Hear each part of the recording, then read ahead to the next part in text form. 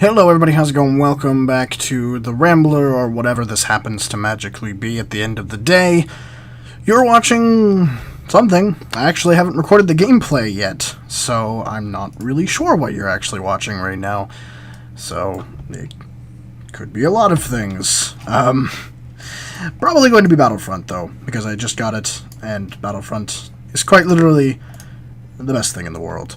Now, recently, speaking of best things in the world, and not best things, Tyrone Rodriguez, who is well known for Binding of Isaac Rebirth, as well as Cave Story, and if you don't know what Cave Story is, then you probably haven't played indie games. To be fair, if you don't know what Binding of Isaac is, you probably haven't played indie games.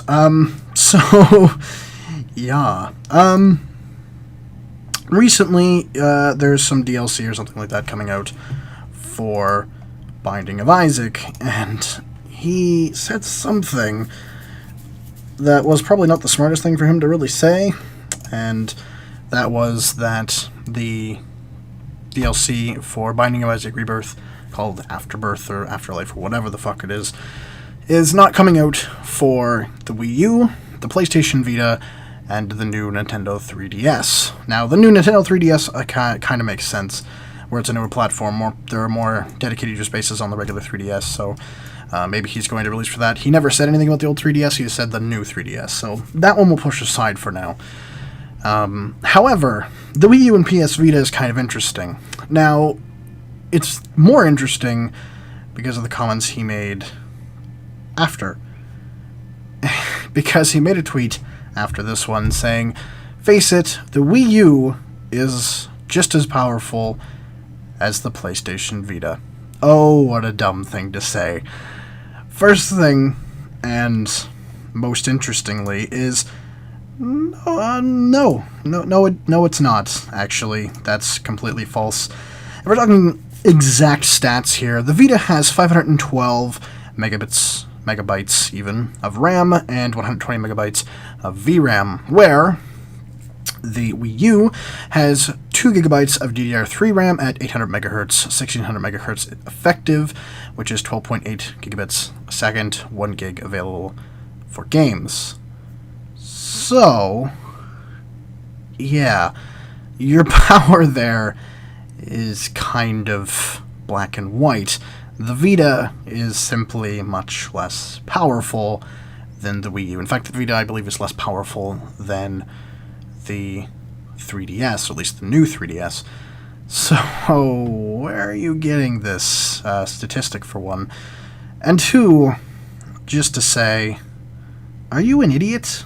One, you risk pissing off a very dedicated fan base for Nintendo. It's not as big as it was, but they're still very dedicated, especially the 3DS people. And also, you made Binding of Isaac.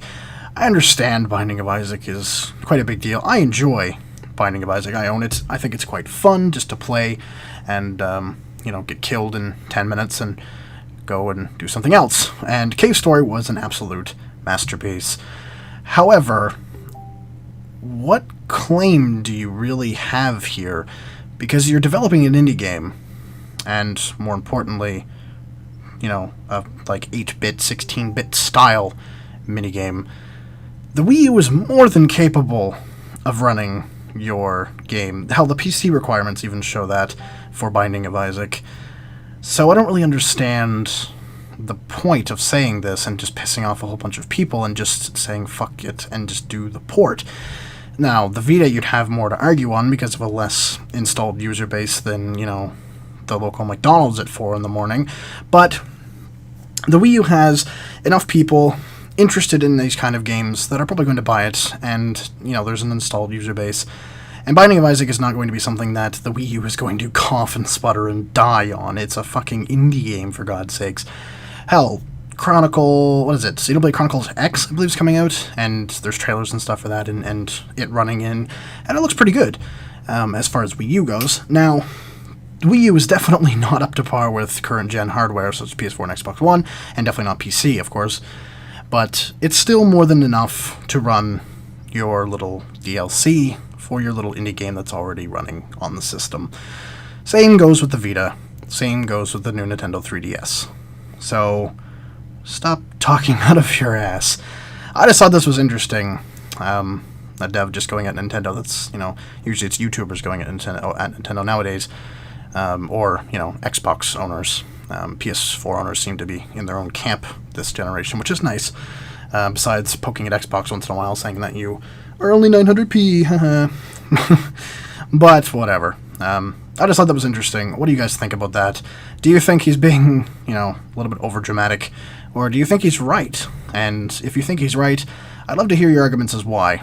And other than that, thank you much for watching, and I'll see you all next time. Peace.